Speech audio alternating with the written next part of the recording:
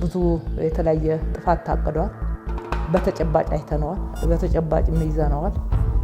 የጥፋት ኃይሎችም ተይዘዋል። በሺዎች ለጥፋት የተሰለፉ ሰዎችን መያዝ የተቻለበት ነው። እንቅልፍ እንኳን በሽፍት ያደረግንበት ሁኔታ ነው ያለው። የጥፋት ኃይሎችን ዝግጅት የሚመጥን ምላሽ ነው እየተሰጠ ያለው። ከሁሉ በላይ የአዲስ አበባ ሕዝብ እጅግ በጣም ትልቅ ምስጋና የሚቸረው ሕዝብ ነው። በተለይ ወጣቱ ሳይተኛ ነው የሚያድረው ከጸጥታው አካል ጋር። አዲስ አበባ ተከባለች፣ አደጋ ውስጥ ነው ያለችው። ውጡ፣ ከነገ ዛሬ አዲስ አበባ ትነዳለች፣ ለሌላ ችግር ትዳረጋለች ሲሉን የነበሩ አካላት ያለ ምክንያት አይደለም። በእርግጥ የተዘጋጀውን የተቀናጀውን ነገር ያውቁታል። በዙሪያ የከበባት የተለየ አካል ባይኖርም በውስጥ የተሰገሰገውን የጥፋት ኃይል ግን አውቀውታል ይመስለኛል። ይተዋወቁ ይሆናል ብዬ አስባለሁኝ። በተመሳሳይ ሁኔታ ማካድራ ላይ እንደዛ ጭፍጨፋ ያደረጉ የሳምሪ አባላት ጭምር የተያዙት አዲስ አበባ ላይ ነው። በተፈናቃይ ስም መጥተው ማለት ነው። ግማሾቹ ደግሞ አረብ ሀገር ሄደው ከአረብ ሀገር ተመልሰው እዚህ የመጡበት ሁኔታ በመረጃ ዛሬም ተይዘው እዚሁ ከተማ ነው ያሉት። በየሰፈሩ የሚያዘውን የጦር መሳሪያ የአዲስ አበባ ሕዝብ እኮ አይኑ እያየ ነው። በድብቅ አይደለም ሲያዝ የነበረው፣ በመረጃ ጭምር በቪዲዮ እየተቀዳ ፎቶግራፍ እየተነሳ ነው። አንድም ነገር በድብቅ አልተያዘም፣ በይፋ ነው የተያዘው። መረጃ ያልተያዘበትም ነገር የለም። በትግራይ ጦርነት ወቅት የተሰጠ እስካሁን ድረስ በየማህበራዊ ሚዲያውና በፖለቲካው ኮሪደር አነጋጋሪነቱ ያላበቃ ታሪካዊ ቃለ መጠይቅ የአዲስ አበባ ከተማ ከንቲባ አዳነች አቤቤ በወቅቱ የሰጡት አስተያየትና የተናገሩት ንግግር ከጀርባው ምን ይዞ ነበር? በሀገሪቱ ታሪክ እጅግ ከባድና አሳዛኝ ከነበሩት የወቅቱ ሁኔታዎች አንጻር ከንቲባዋ የተናገሯቸው ቃላት በብዙዎች ዘንድ የተለያዩ ትርጉሞች ተሰጥቷቸዋል። አንዳንዶች በወቅቱ የነበረውን የፖለቲካና የደህንነት ሁኔታ ለመጠበቅ የተደረገ ውሳኔ ነው ሲሉ፣ ሌሎች ደግሞ እጅግ አወዛጋቢና ቅሬታን የፈጠረ ንግግር እንደነበር ይሞግታሉ። ለመሆኑ ከንቲባ አዳነች አቤቤ በዚያ ቃለ መጠይቅ ላይ በትክክል ምን አሉ? ንግግራቸው ለምን እስካሁን ድረስ የመነጋገሪያነት አቅሙ አልቀነሰም? ከንግግሩ በስተጀርባ የነበሩት የፖለቲካ አንድምታዎችስ ምን ነበሩ? ዛሬ በኢትዮ አዲስ ዴይሊ እስካሁን ድረስ ብዙዎችን ሲያከራክር የኖረውን የከንቲባ አዳነች አቤቤን አነጋጋሪ የጦርነት ወቅት ቃለ መጠይቅና ከጀርባ ያሉ እውነታዎችን ይዘንላችሁ ቀርበናል። እስከ መጨረሻው ድረስ አብራችሁን ሁኑ። ምክንያቱም ይህንን ቪዲዮ ከተመለከታችሁ በኋላ የራሳችሁን ፍርድ ትሰጡበታላችሁ። እንግዲህ የከተማችን የጸጥታ ሁኔታ በዘላቂነት እጅግ በጣም ሰላማዊ የሚባል ነው። በእርግጥም ሰላማዊ ነው። ትላንትም ሰላማዊ ሂደት ውስጥ የነበረች ከተማ ናት። ስላልተሟረተባት አይደለም፣ ዝግጅት ስላልነበረ አይደለም። አዲስ አበባ ጀምረን አዲስ አበባ እንጨርሰዋለን የሚለውም እቅድ ባለፈው ዓመት ወጥቶ የነበረው የዚሁ የጥፋት ኃይል አካል ነው፣ የነሱ እቅድ ነው።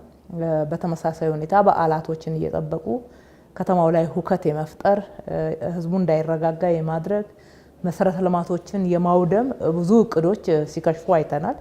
ይሄ በንግግር ብቻ የሚነገር ሳይሆን በተጨባጭ በመሳሪያዎች፣ በተቀጣጣይ ነገሮች በተለያየ መንገድ ሲያዝ የከረመ ነው። ብዙ የጥፋት ኃይሎችም ፀጉረ ልውጦችም በበዓላት ላይ ሲያዙ የከረሙበትን ሁኔታ አይተናል። ያሁኑ የሚለየው ኢትዮጵያውያን የሆኑ ኃይላት ብቻ ሳይሆኑ ሌሎችም አካላት ጭምር በተለየ ሁኔታ አዲስ አበባን የጥፋት ማዕከል እንድትሆን የማቀዳቸውና የማሰባቸው ለዛም ጭምር አንዳንድ ዝግጅቶች የማድረጋቸው ሁኔታ ነው ለየት የሚያደርገው። ብዙ ርብርብ አለ። ተከባለች ብቻ ሳይሆን ውስጧም ጭምር ብዙ የጥፋት ኃይል እንደገባ የሚነገርበት ሁኔታ ነበርና ዞሮ ዞሮ አንዱ ትኩረት አድርገው የሰሩት አዲስ አበባ ላይ ነው። ዋና ትኩረትም ማለት ይቻላል የመጨረሻ ግብ ጥፋታቸውን ሊያስፈጽሙ የሚችሉት አዲስ አበባን ከያዙ ስለሆነ ከዛ አንጻር ሲያዝ ሲታይ ጥፋት ስላልታቀደ አይደለም። ብዙ የተለያየ ጥፋት ታቅዷል። በተጨባጭ አይተነዋል፣ በተጨባጭ ይዘነዋል። የጥፋት ኃይሎችም ተይዘዋል። በሺዎች ለጥፋት የተሰለፉ ሰዎችን መያዝ የተቻለበት ነው። በተለይም ደግሞ የህወሓትና የኦነግ ሸኔ አባላት እዚሁ ከተማ ውስጥ ከገቡ በኋላ የተያዙበት ሁኔታ አለ። ይሄንንና ዘላቂ ሰላም እንዲኖራት የማድረግ ሁኔታ አንድ ላይ አምጥተነው ስናስተያይ ጥፋት ስላልነበረ ወይም ስላልታቀደ ወይ ዝግጅት ስላልነበረ ሳይሆን ህዝቡና የጸጥታ ኃይሉ ተቀናይቶ ስለሰራ ለጥፋታቸው ምቹ ሁኔታ አልተፈጠረም። ስለዚህ አብዛኛው የጥፋት እቅድ ከሽፏል። ዛሬም የታቀደ ያለ ሁኔታ ካለ ይከሽፋል ብዬ አምናለሁኝ። በቅርርብ እየተሰራ ነው ያለው። በቅርርብ ብቻ ሳይሆን በመናበብ እየተሰራ ነው ያለው። በቅንጅት እየተሰራ ነው ያለው። እንቅልፍ እንኳን በሽፍት ያደረግንበት ሁኔታ ነው ያለው። የጥፋት ኃይሎችን ዝግጅት የሚመጥን ምላሽ ነው እየተሰጠ ያለው። ከሁሉ በላይ የአዲስ አበባ ህዝብ እጅግ በጣም ትልቅ ምስጋና የሚቸረው ህዝብ ነው። በተለይ ወጣቱ ሳይተኛ ነው የሚያድረው ከጸጥታው አካል ጋር። ሌሎችም ጎልማሶችም ቢሆኑ በቀኑ ክፍለ ጊዜው በተለያየ መንገድ ያገባኛል የኔ ጉዳይ ነው በሚል ነው ሲሰሩ የቆዩት እየሰሩም ያሉት። ለዚህ ነው ብዙ የጥፋት እቅድ የተጋለጠው። ለዚህ ነው ብዙ የጥፋት መሳሪያዎችን ያገኘ ነው። የተቆፈረ ሳይቀር በተለየ መሳሪያ ዲቴክት አድርገን ወይም ደግሞ ለይተን አይደለም ህዝብን የጠቆመው። ከዚህ አንፃር ጸጥታዋ ሰላማዊ ነው፣ ደህንነቷ ዘላቂነት ያለው ነው። ለዚህ ደግሞ ህዝቧ በደንብ አድርጎ ዝግጅት አድርጎ እየሰራ ነው። የጸጥታ ኃይሉ ተቀናይቶ እየሰራ ነው ያለው። ወደፊትም ቢሆን ይሄ ተጠናክሮ የሚቀጥል ነው የሚሆነው። በሰሜን ኢትዮጵያ የተቀሰቀሰው ጦርነት ሀገሪቱን በከፍተኛ ውጥረት ውስጥ በከተተበት ወቅት የዋና ከተማዋ አዲስ አበባ የደህንነትና የፖለቲካ ሁኔታ እጅግ አሳሳቢ ደረጃ ላይ ደርሶ ነበር። በወቅቱ የአዲስ አበባ ከተማ አስተዳደርም በከንቲባነት ይመሩ የነበሩት ወይዘሮ አዳነች አቤቤ በተለያዩ የሀገር ውስጥና የውጭ ሚዲያዎች ላይ በመቅረብ መግለጫዎችንና ቃለመጠይቆችን ይሰጡ ነበር። ነገር ግን ከነዚያ ቃለመጠይቆች መካከል አንዱ ከተሰጠበት ዕለት ጀምሮ እስከ ዛሬ ድረስ በብዙዎች ዘንድ በጥብቅ ሲተችና ሲደገፍ የሚኖረው አወዛጋቢ ንግግራቸው ነው። ከንቲባዋ በቃለ መጠይቁ ወቅት በከተማዋ የነበረውን የደህንነት ስጋት፣ ስለ ተጠርጣሪዎች ዝውውርና በወቅቱ የተወሰዱትን ጥብቅ እርምጃዎች አስመልክቶ የሰጡት ማብራሪያ አነጋጋሪ ሆኖ አልፏል። የንግግራቸው ይዘትና የተጠቀሟቸው ቃላት በወቅቱ የነበረውን አጠቃላይ የህዝብ ስሜትና የፖለቲካ አሰላለፍ ፍንትው አድርገው ያሳዩ ነበር። ለከንቲባዋ አቋም ድጋፋቸውን የሚሰጡ ወገኖች በወቅቱ አዲስ አበባ ላይ የተደቀነው አደጋ ከባድ በመሆኑ ከንቲባዋ የተጠቀሟቸው ጥብቅ ቃላትና እርምጃዎች ከተማዋን ከጥፋት የታደጉ ነበሩ ሲሉ ይሞግታሉ። በሌላ በኩል ደግሞ ተቺዎች ንግግሩ የተወሰኑ ማህበረሰቦችን ያገለለና በህዝብ መካከል ቅሬታን የፈጠረ ነበር በማለት እስካሁን ድረስ ይሞግቱበታል። ይህ ቃለ መጠይቅ የከንቲባ አዳነች አቤቤን የፖለቲካ ጉዞ ከሚወስኑ ትልልቅ አጋጣሚዎች አንዱ ተደርጎ ይወሰዳል። አሁን በወቅቱ ከንቲባዋ የሰጡትና እስካሁን አወዛጋቢ ሆኖ የቀረበውን ያንን ታሪካዊ ቃለ መጠይቅ በቀጥታ እንከታተለው። በቅድሚያ የአጠቃላይ ከተማው ላይ የተጋረጠውን አደጋ ከኛ በፊት የተናገሩት ሌሎች አካላቶች ናቸው። የእቅዱ አካል የሆኑ አካላቶች ናቸው የገለጹት። አዲስ አበባ ተከባለች፣ አደጋ ውስጥ ነው ያለችው፣ ውጡ፣ ከነገ ዛሬ አዲስ አበባ ትነዳለች፣ ለሌላ ችግር ትዳረጋለች ሲሉን የነበሩ አካላት ያለ ምክንያት አይደለም። በእርግጥ የተዘጋጀውን የተቀናጀውን ነገር ያውቁታል። በዙሪያ የከበባት የተለየ አካል ባይኖርም በውስጥ የተሰገሰገውን የጥፋት ኃይል ግን አውቀውታል ይመስለኛል። ይተዋወቁ ይሆናል ብዬ አስባለሁኝ። በሌላ በኩል ደግሞ እንደ ማንኛውም የኢትዮጵያ ሕዝብ ሲንቀሳቀሱ ወደ ከተማው የሚገባ የሚወጣው ሰው ብዙ ነው። መሳሪያ እስካልያዘና በተለየ ሁኔታ ታጥቆ እስካልመጣ ድረስ አዲስ አበባ የመምጣትም ከአዲስ አበባ ውሎ አድሮ የመሄድም አዲስ አበባ የመክረምም መብት አለና በእንደዛ አይነት ሁኔታ የገቡ ጸጉረ ልውጦች ነበሩ። ተፈናቃይ ነን ብለው የገቡ እንኳን ብዙ የተያዙ አሉ። በተመሳሳይ ሁኔታ ማካድራ ላይ እንደዛ ጭፍጨፋ ያደረጉ የሳምሪ አባላት ጭምር የተያዙት አዲስ አበባ ላይ ነው፣ በተፈናቃይ ስም መጥተው ማለት ነው። ግማሾቹ ደግሞ አረብ ሀገር ሄደው ከአረብ ሀገር ተመልሰው እዚህ የመጡበት ሁኔታ በመረጃ ዛሬም ተይዘው እዚሁ ከተማ ነው ያሉት ሰዎች ናቸው። ማነጋገር ይቻላል፣ መረጃዎች አሉ ማለት ነው። በሌላ በኩል በየሰፈሩ የሚያዘውን የጦር መሳሪያ የአዲስ አበባ ህዝብ እኮ አይኑ እያየ ነው። በድብቅ አይደለም ሲያዝ የነበረ በመረጃ ጭምር በቪዲዮ እየተቀዳ ፎቶግራፍ እየተነሳ ነው። አንድም ነገር በድብቅ አልተያዘም፣ በይፋ ነው የተያዘው። መረጃ ያልተያዘበትም ነገር የለም። መሬት ሲቆፈር እዚህ አካባቢ መሳሪያ ቀብረዋል ሲባል ከጸጥታው አካል በተጨማሪ ወጣቶች የተሳተፉበት የአካባቢው አደረጃጀት ወጣቶች የተሳተፉበት የአካባቢው ማህበረሰብ ጠቋሚዎች በቆሙበት እየተቆፈረ ነው የወጣው። ይህንን በሆነ መንገድ በተሟላ ሁኔታ ለህዝብ መረጃውን ማውጣት ይቻላል ያስፈልጋልም። እናንተም ስትዘግቡት ነው የቆያችሁት። በየጊዜው የተያዘውን የዲሽቃ ጥይት እኮ ተሰብስቦ ከ80 ያላነሰ ዲሽቃ ጥይት አዲስ አበባ ላይ እኮ ተጥሎ የተገኘው። ግማሹ ባዶ ቤት የተዘጋ ቤት ውስጥ በጥቆማ ሲከፈት የተገኘው ማለት ነው። የብሬን ጥይቶች የተያዙበት ከ5 ያላነሱ ብሬን መሳሪያዎች አዲስ አበባ ላይ የጦር ሜዳ የቡድን መሳሪያ ነው። እንዴት ነው አዲስ አበባ ላይ ሊያዝ የሚችለው? በተለያየ ቦታ በሺዎች የሚቆጠሩ ትልልቅ የቡድን መሳሪያዎች ተይዘዋል። ሌሎች ከዲሽቃና ከብሬን በተጨማሪ ማለት ነው ስናይፐር የመሳሰሉት ማለት ነው። ወደ ከ50 ሺህ በላይ የሚሆን መሳሪያ ተመዝግቧል አዲስ አበባ ላይ። የጦር ሜዳ አይደለም እኮ አዲስ አበባ ዋና ከተማችን ናት እንጂ ከዚህ ውስጥ ከ40% በላይ ህገወጥ ነው፣ የማይታወቅ የነበረ መሳሪያ ነው። ከተመዘገበው ውጪ ደግሞ በፍተሻ በሺዎች ይዘናል፣ በሺዎች ተይዘዋል። ኤግዚቢት ነው ተመዝግቧል። ከማን እንደተያዘ መዋሸት እኮ የሚቻልበት አይነት ሁኔታ ውስጥ እኮ አይደለም ያለ ነው። ከማን እንደተያዘ መቼ እንደተያዘ ከማን ቤት እንደተያዘ ተመዝግቦ ባለቤቱ ፈርሞ እኮ ነው መሳሪያው በኤግዚቢትነት የሚያዘው እንጂ ዝም ተብሎ ይሄ መሳሪያ የተያዘ ነው ተብሎ ሊቀመጥ የሚችልበት አይደለም። እነኚህ የሚያዙ መሳሪያዎችም ራሱን የቻለ ፎርም ተሰርቶ እዛ ላይ መተማመኛ እየተፈረመ ውሳኔም ስለሚያርፍበት በኋላ በወንጀል ተጠያቂነት ብቻ ሳይሆን ምን መሆን አለበት የሚልም ውሳኔ ስለምናሳረፍበት እየተመዘገበ ነው የተያዘው። ስለዚህ ብዙ ተቀጣጣይ ነገሮች ጭምር ናቸው የተያዙት።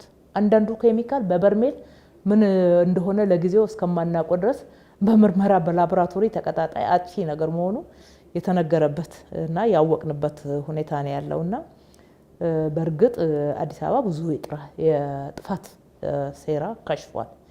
የኮማንዶ እዙ የሰጠው መግለጫ እውነት ነው፣ ተጨባጭ የሆነ ማሳያዎች ያሉት።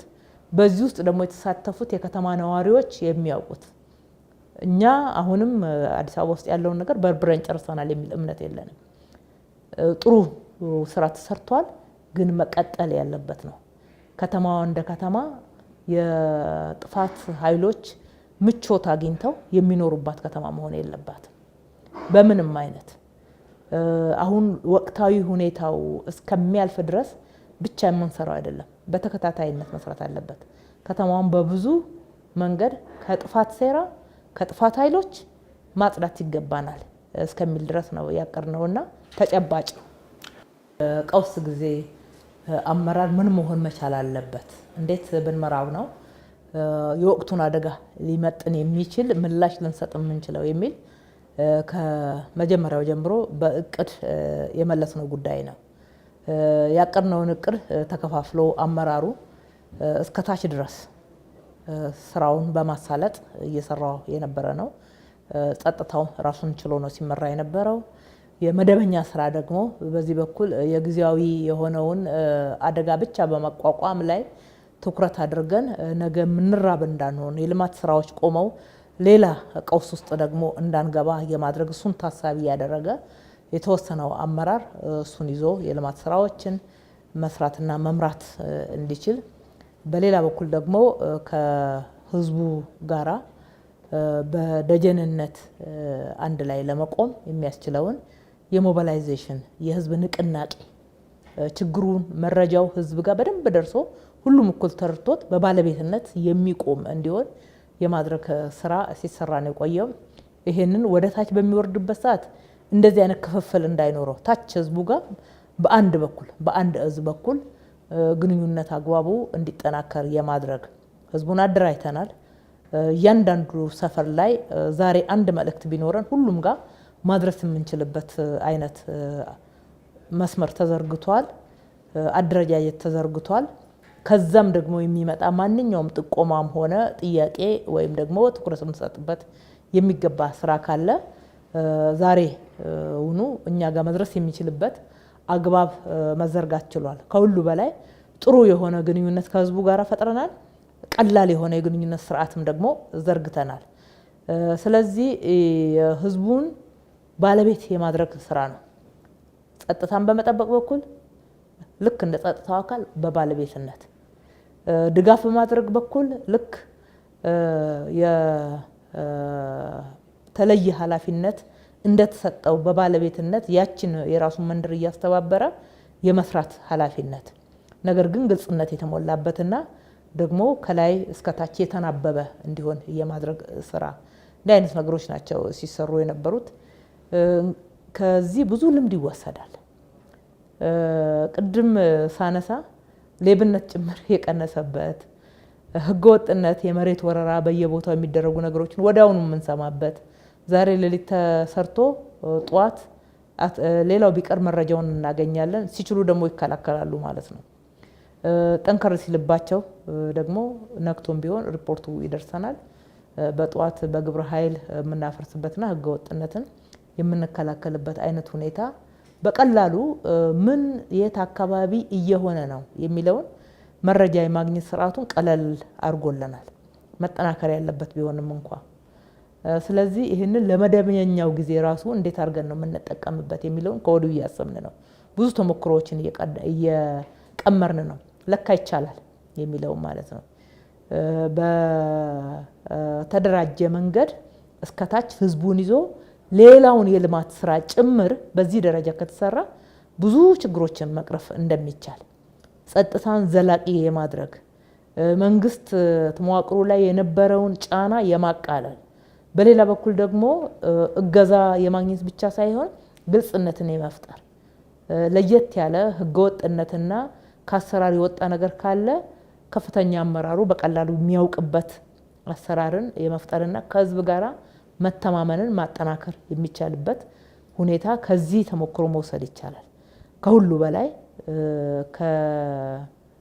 ተነቃቅተን ተደራጅተን ተናበን ከሰራን ብዙ ስራ ልንሰራ ምንችል አቅም ያለን ህዝቦች መሆናችንን ያየንበት ነው ማለት ነው። የከንቲባ አዳነች አቤቤ የጦርነት ወቅት ቃለ መጠይቅ በኢትዮጵያ ወቅታዊ የፖለቲካ ታሪክ ውስጥ ትልቅ ክርክር ያስነሳና እስካሁን ድረስ ስማቸው የተነሳ ቁጥር አብኖ የሚነሳ አጋጣሚ ሆኖ አልፏል። በጦርነቱ ወቅት የተናገሯቸው ቃላትና የያዙት አቋም ዛሬም ድረስ በየቀኑ በፖለቲካ ተንታኞችና በህዝቡ ዘንድ የተለያዩ ትርጉሞች እየተሰጡት ይገኛል። እናንተስ የኢትዮ አዲስ ዴይሊ ተከታታዮች ከንቲባ አዳነች አቤቤ በወቅቱ በቃለ መጠይቃቸው ላይ የሰጡትን አስተያየት እንዴት ትመለከቱታላችሁ? ንግግራቸው በወቅቱ የነበረውን የደህንነት ስጋት ያገናዘበ ነበር ወይስ አወዛጋቢ? ሀሳባችሁን አሁኑኑ ኮሜንት ላይ አስፍሩልን። ቪዲዮውን ከወደዳችሁት ላይክ ማድረጋችሁን እንዳትረሱ። እንደዚህ ያለው አነጋጋሪ የሀገራችን የፖለቲካ እውነቶች፣ ያልተሰሙ ታሪኮችና ወቅታዊ መረጃዎችን በፍጥነት ለማግኘት ቻናላችንን ሰብስክራይብ በማድረግ የደወል ምልክቷን ይጫኑ። ስለተከታተላችሁን ከልብ እናመሰግናለን። ሰላም ለሀገራችን።